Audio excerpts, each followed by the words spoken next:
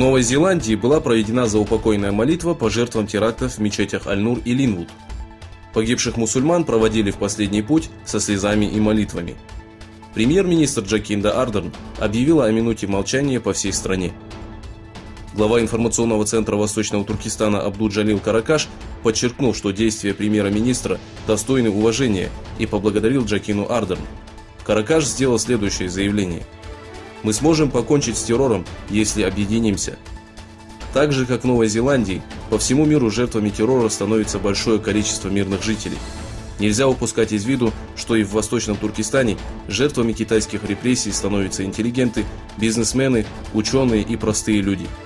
Только в случае искренних стараний и единства Запада с Востоком мы сможем покончить как с государственным, так и частным терроризмом.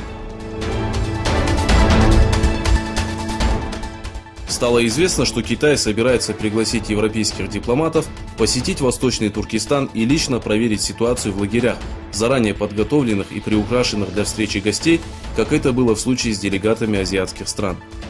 Информационное агентство Reuters сообщило, что китайские власти приглашают дипломатов, находящихся в Пекине, посредством неофициальных служб.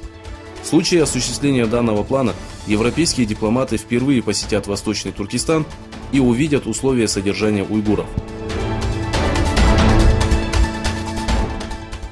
Бывший министр иностранных дел Филиппин Альберт Дель Розарио и главный комиссар Карпио Моралес подали иск в Международный уголовный суд против руководителя Китайской Народной Республики Си Цзиньпиня по причине застроек на островах в Южно-Китайском море.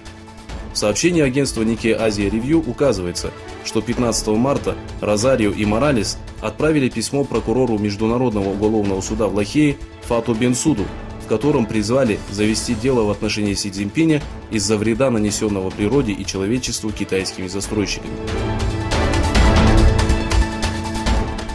В Брюсселе открыт двухдневный саммит с участием лидеров стран Евросоюза.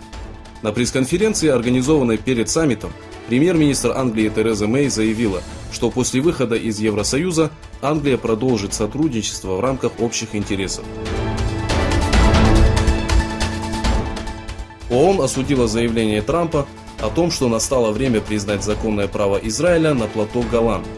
Плато Голан, принадлежащий Сирии, находится под захватом Израиля с 1967 года.